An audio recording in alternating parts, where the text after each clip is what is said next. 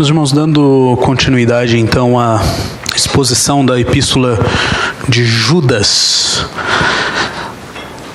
lá, você vai lá em Apocalipse, volta acha Judas. Hoje nós leremos quase toda a epístola.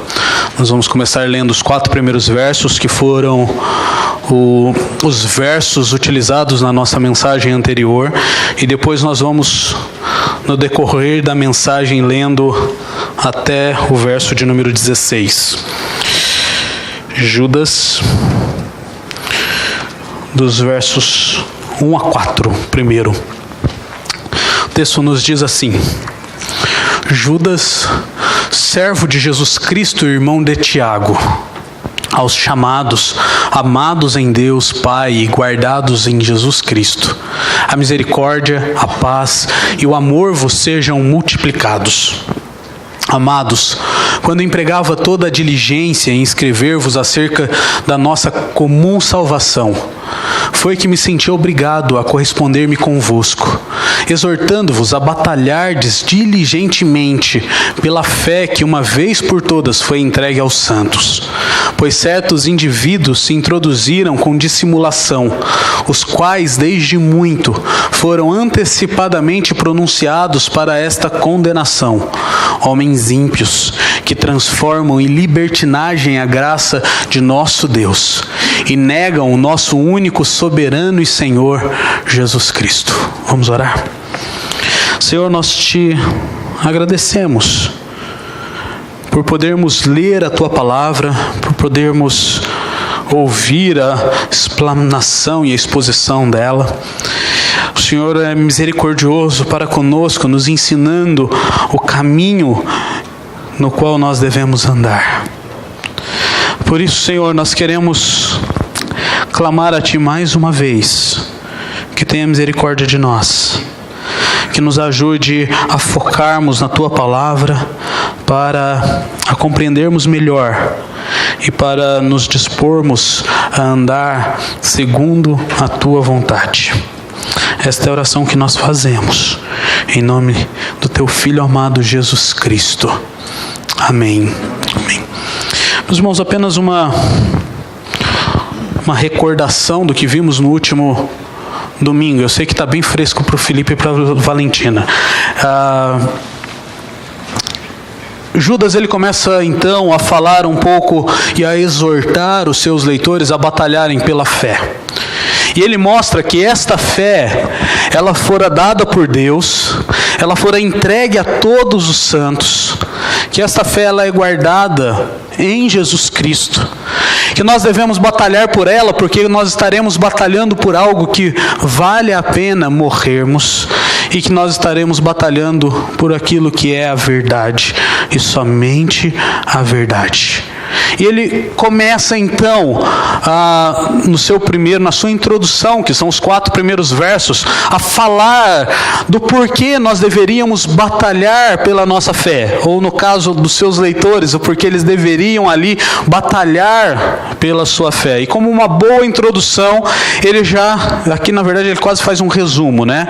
Não seria bem uma introdução, seria um resumo. Ele está fazendo ali o abstract do texto, de toda a carta. Ele fala o que ele quer e ele apresenta o motivo pelo qual ele quer que eles façam aquilo que ele quer que ele faça.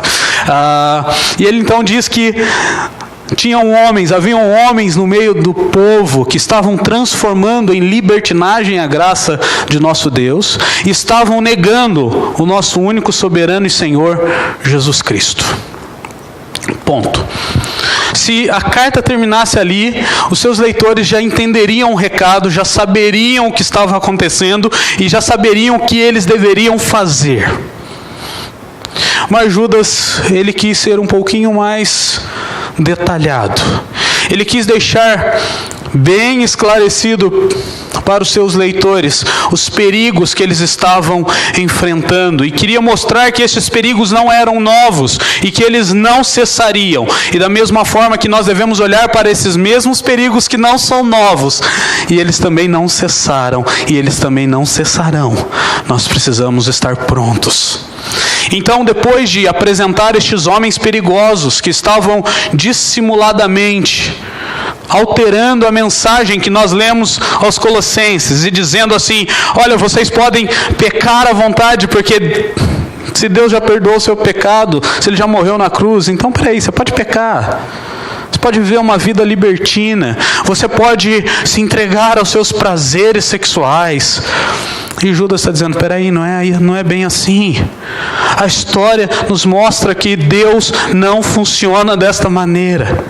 E ele então começa a dar então os exemplos da história sobre como Deus tratou homens semelhantes àqueles e como Deus também tratou homens que são semelhantes ao que nós temos nos nossos dias. E a partir do verso de número 5 nós lemos assim: quero, pois, lembrar-vos, embora já estáis cientes de tudo, uma vez por todas.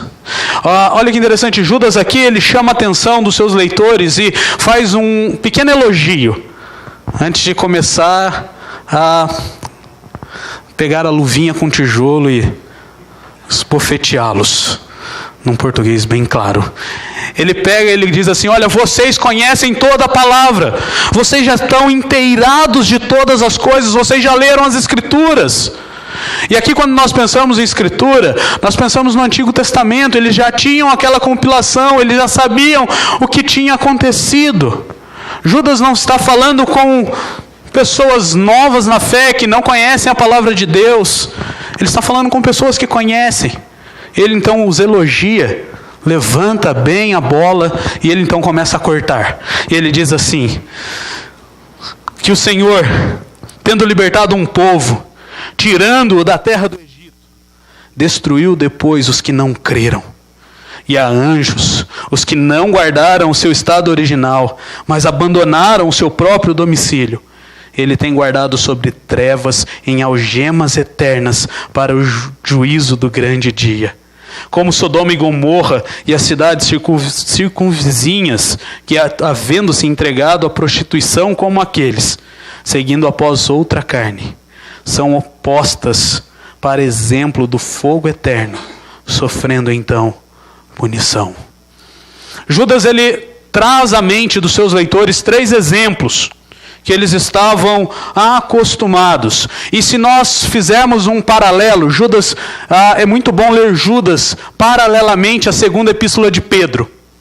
Porque no segundo capítulo, Pedro ele caminha na mesma direção que Judas e os dois usam a mesma terminologia, os dois usam basicamente os mesmos exemplos.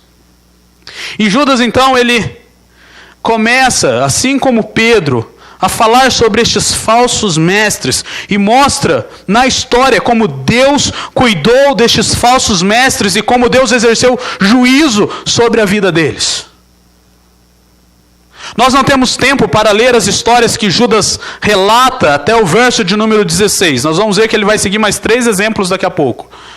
Mas quando nós olhamos para a saída do povo do Egito, para o povo de Deus, aquele foi o momento da grande libertação. Aquele povo estava cativo por 400 anos. Aquele povo aguardava um libertador. O Senhor envia um libertador, eles atravessam o mar a seco, chegam no deserto, o que acontece? Aquele povo então começa a reclamar, aquele povo começa a murmurar contra o Senhor. E ali ainda o Senhor então separa 12 homens, manda 12 homens para espiar a terra. E daqueles homens apenas quantos dizem, vamos, dá para ir? 2. E o que a grande maioria ali então opta? Não dá para ir. Eles têm um ato de incredulidade, de desconfiança de Deus. Aqueles homens viram coisas magníficas. Aqueles homens viram coisas que nós nunca veremos. O agir de Deus sendo claro e diretamente para eles. Mas eles não confiaram em Deus, eles ficaram com medo daqueles homens grandes que tinha naquela terra que manava leite e mel. E quando nós lemos o livro de Números, nós vemos que todos aqueles homens e mulheres que tinham mais de 20 anos de idade, eles não entraram na terra prometida.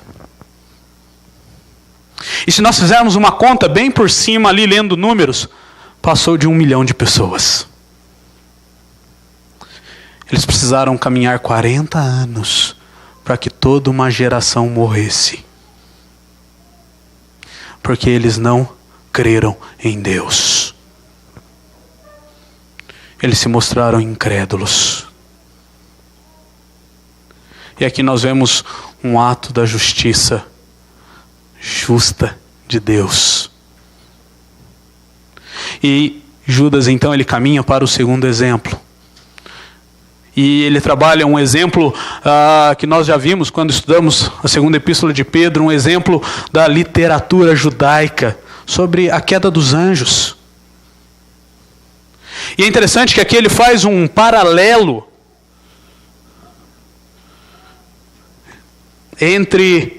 nessa narrativa dos anjos.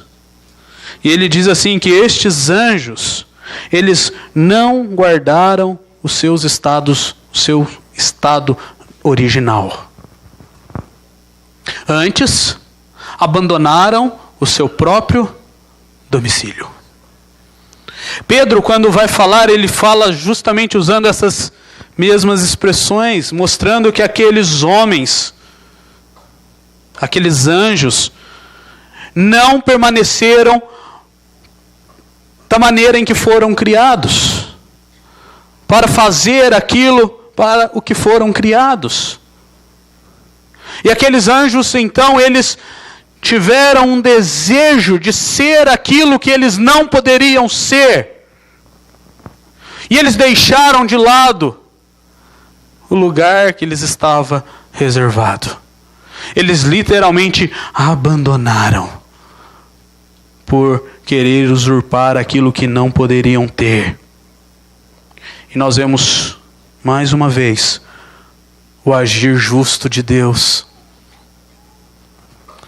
E o texto de Judas mostra que aqueles anjos, Deus os prendeu em trevas, até que venha o grande juízo, para que eles sejam condenados eternamente ao sofrimento eterno. Ele então apresenta um terceiro exemplo, que é o exemplo mais utilizado nas Escrituras para falar sobre o juízo de Deus.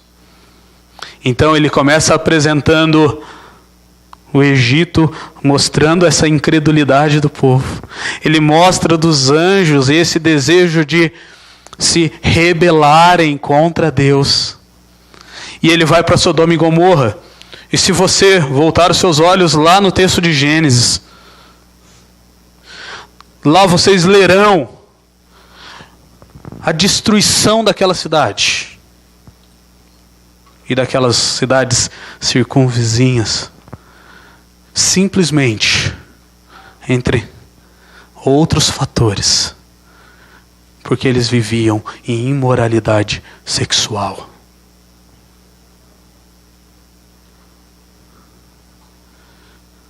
Aqueles homens estavam numa situação de imoralidade, de impiedade contínua. E Deus então resolve exercer a sua justiça.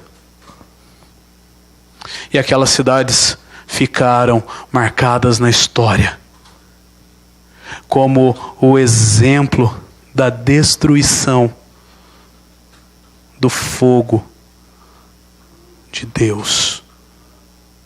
E nós podemos olhar isso sendo relatado diversas vezes pelos profetas Isaías, Jeremias, Ezequiel, Oséias, Amós,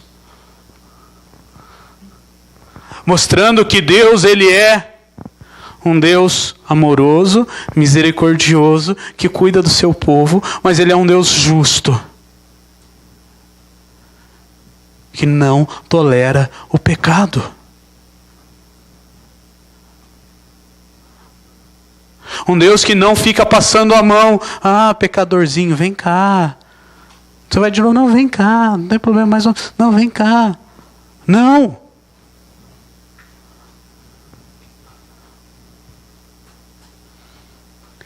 E Judas então ele dá esses exemplos para alertar os seus leitores sobre o perigo que eles estavam correndo. Todos esses homens que estavam transformando em libertinagem a graça de Deus, estavam negando a Jesus Cristo como seu único e soberano Senhor, estava também incorrendo nestes pecados que foram punidos por Deus.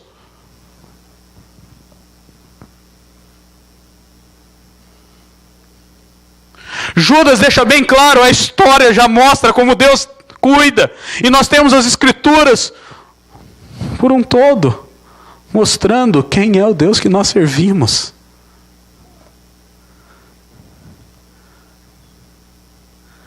Então nós precisamos nos atentar para isso, para como nós estamos andando diante do Senhor e a quem nós estamos dando ouvidos. Pois dependendo de quem nós ouvimos, ou a quem nós ouvimos, nós estamos sendo levados a não crermos mais em Deus.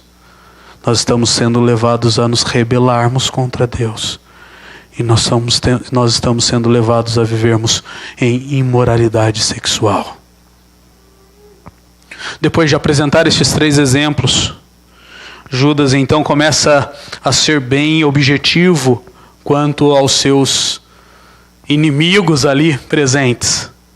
E a partir do verso de número 8 ele diz assim: ora, estes, da mesma sorte, quais sonhadores alucinados, não só contaminam a carne, como também rejeitam o governo e difamam autoridades superiores. Contudo, o arcanjo Miguel, quando contendia com o diabo e disputava a respeito do corpo de Moisés, não se atreveu a proferir juízo infamatório contra ele. Pelo contrário, disse: o Senhor te repreenda. Estes, porém, quanto a tudo o que não entendem, difamam, e quanto a tudo o que compreendem por instinto natural, como brutos sem razão, até nessas coisas se corrompem. Ai deles, porque prosseguiram pelo caminho de Caim, movidos de ganância, se precipitaram no erro de Balaão, e pereceram na revolta de Corá ou Coré. Estes homens são como rochas submersas em vossas festas de fraternidade, banqueteando-se juntos sem qualquer recato, pastores que a si mesmos se apacentam, nuvens sem águas, impelidas pelos ventos, árvores em plena estação dos frutos, destes desprovidas, duplamente mortas, desarraigadas, ondas bravias do mar, que espumam as suas próprias sujidades, estrelas errantes, para as quais tem sido guardada a negridão das trevas para sempre. Eles são sonhadores alucinados. Judas aqui, ele dá o entender, quando nós lemos Pedro ali junto, que eram homens que estavam profetizando, homens que estavam pregando e falando a respeito de sonhos que tinham. Eram homens que estavam defendendo novas revelações.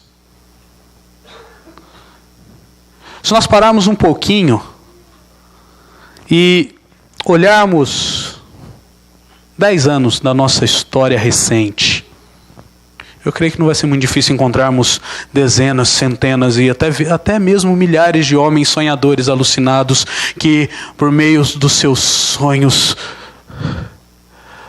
loucos, têm arrastado homens para longe da presença do Senhor.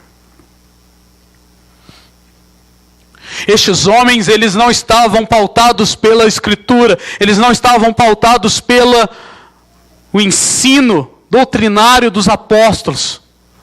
Eles estavam pautados apenas por aquilo que imaginavam, por aquilo que sonhavam, ou por aquilo que o seu coração desejava.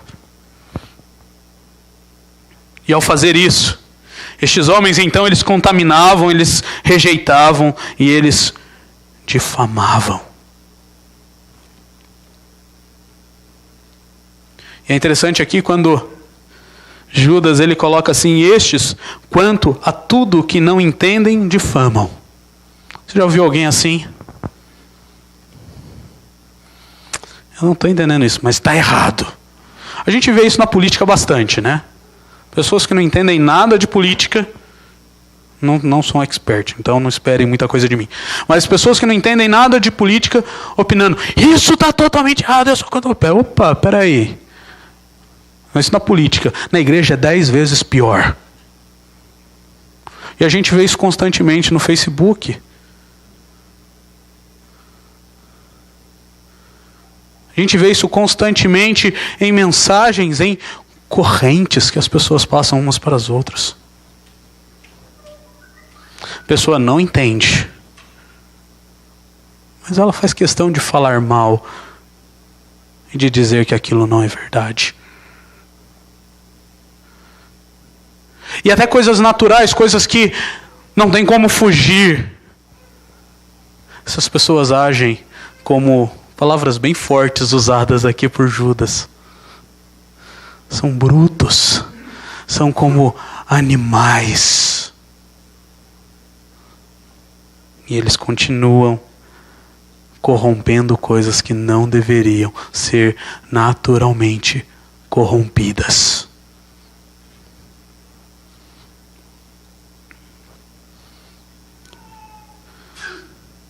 Não podemos fugir muito disso. Nós estamos no meio de um feriado onde isso tem acontecido. Coisas naturais sendo corrompidas por animais.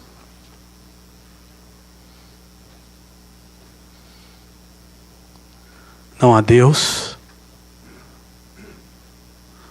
não há santidade,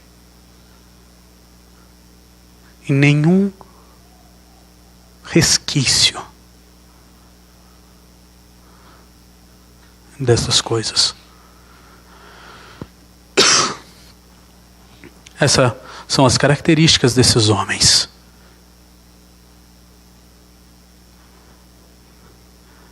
Judas então ele usa uma nova tríade aqui. Ele diz assim: ai destes homens, porque eles estão trilhando primeiro o caminho de Caim. Se você voltar lá para Gênesis 4, você vai se lembrar de Caim. E o que aconteceu com Caim? Ele matou seu irmão.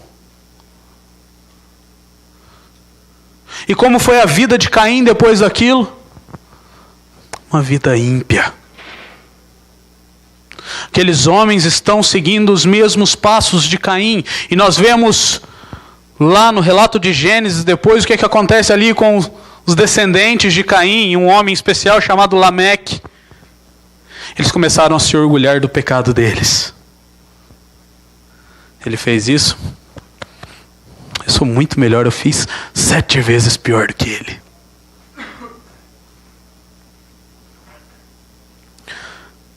Eles estão incorrendo no erro de Balaão. Às vezes nós olhamos para a história de Balaão e nós falamos, peraí, Balaão errou? Não. Ele foi lá, fez o que Deus quis, não foi isso que aconteceu?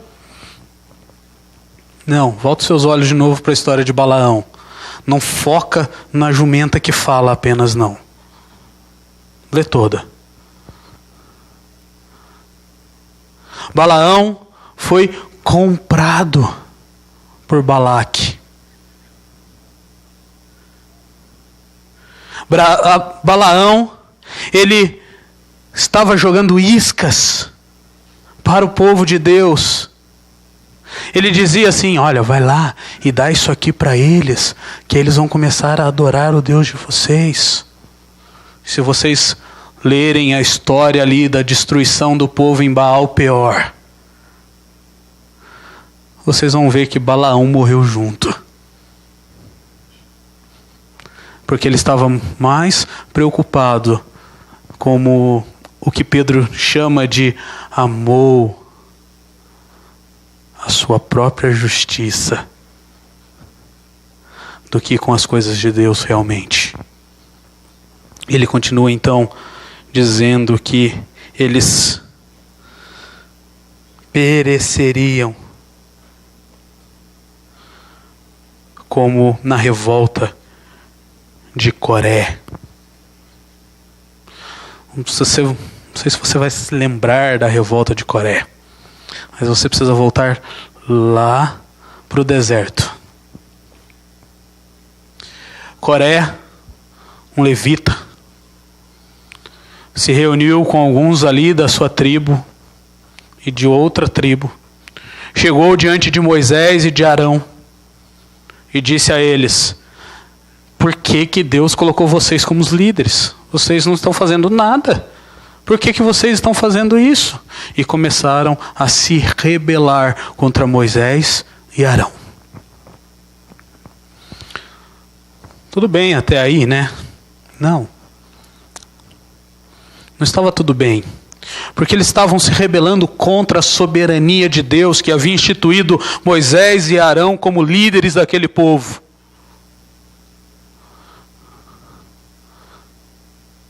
Então Deus exorta-os através de Moisés para que eles se arrependam e mudem, e eles não o fazem. E eles continuam ali petulantes diante do Senhor. E o texto bíblico diz que uma fenda se abriu na terra e engoliu a casa de Coré e de todos aqueles que estavam com eles e de suas famílias. A justiça do Senhor foi empregada quase que instantaneamente. Todos esses homens pagaram o preço pelo pecado deles.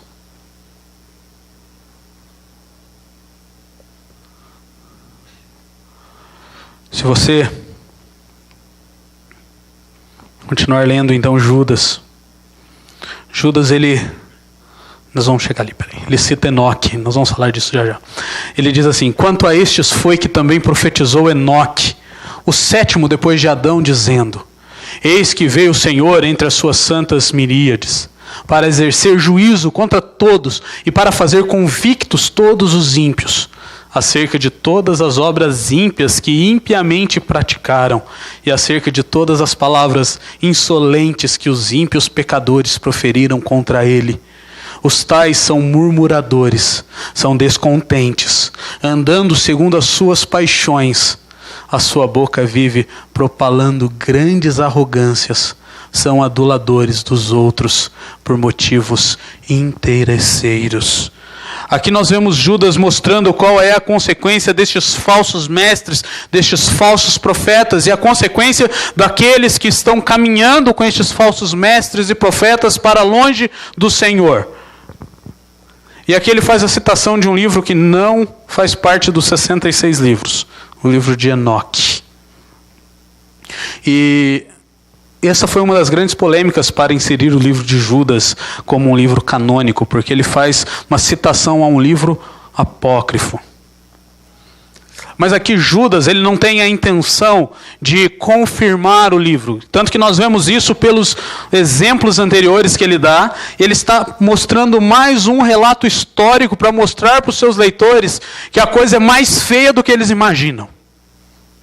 Ele está dizendo assim, não é somente a Bíblia que fala, até aqueles que não foram inspirados por Deus, eles reconhecem que haverá um juízo.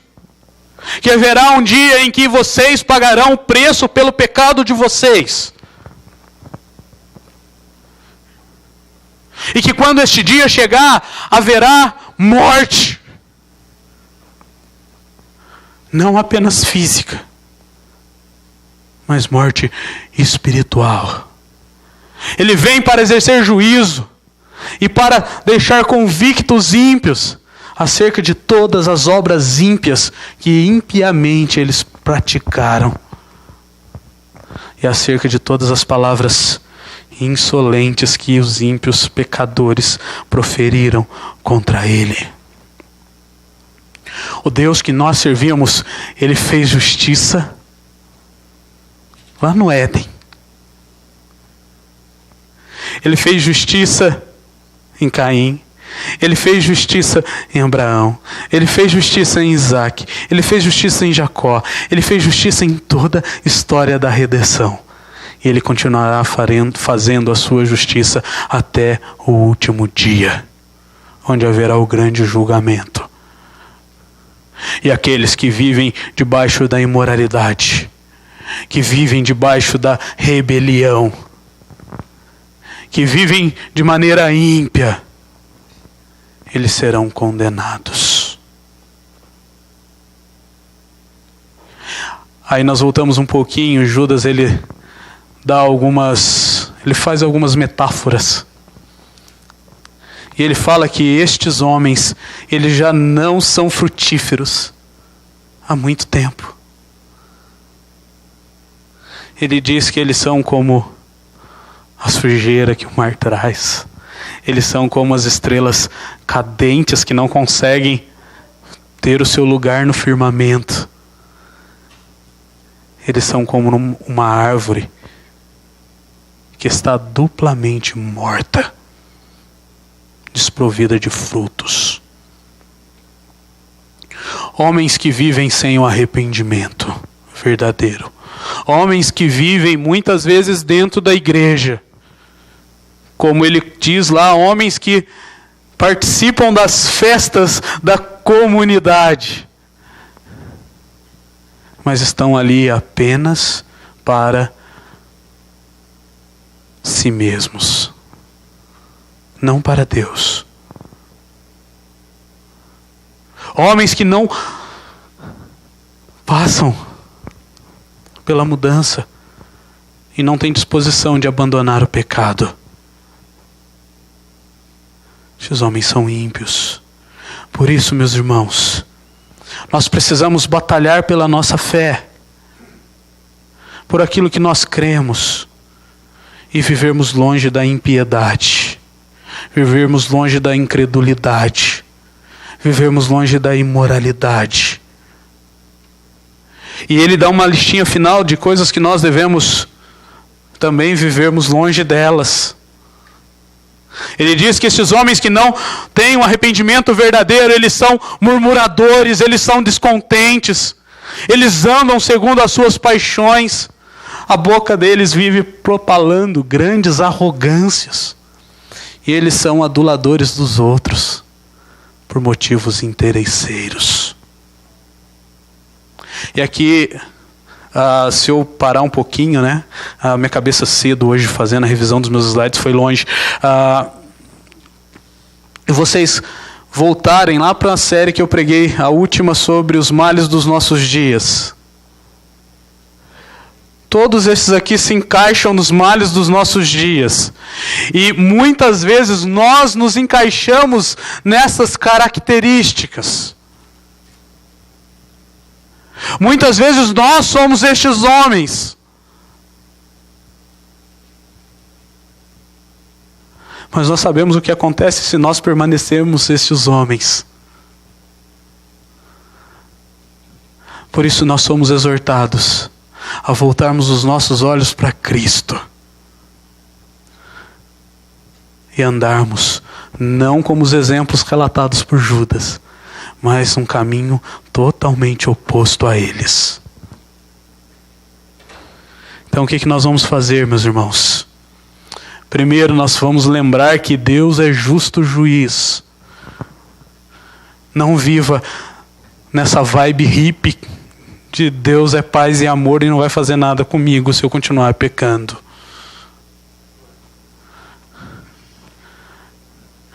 Porque Ele pode pesar a mão sobre a sua vida. E a culpa, o remorso, pode ser algo terrível.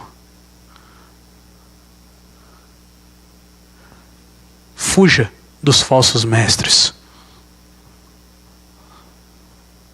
Recentemente, um professor de um curso que eu estou fazendo, ele estava dizendo que ele assistiu mais de 1000 cultos da Igreja Universal para fazer um estudo sociológico.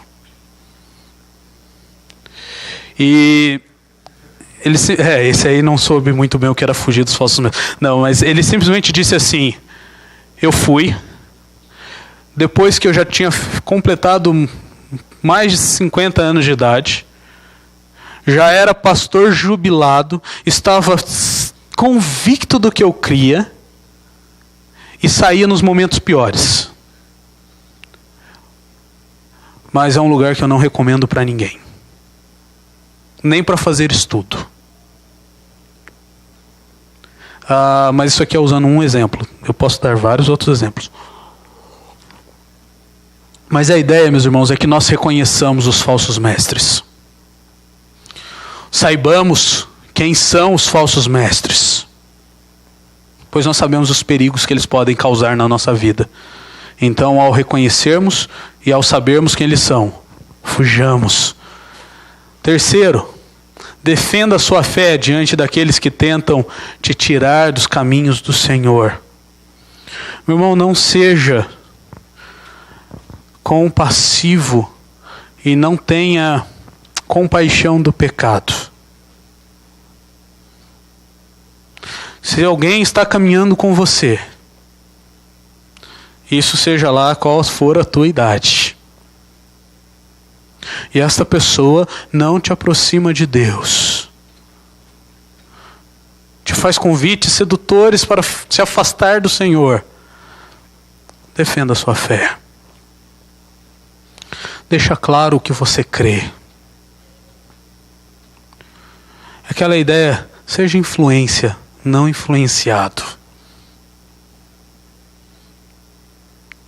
Porque senão, mais uma vez você sabe o que pode acontecer. E por último, ande com o Senhor. Nós vamos cantar esta música agora, declarando que nós queremos estar perto do Senhor, porque não há prazer maior do que este.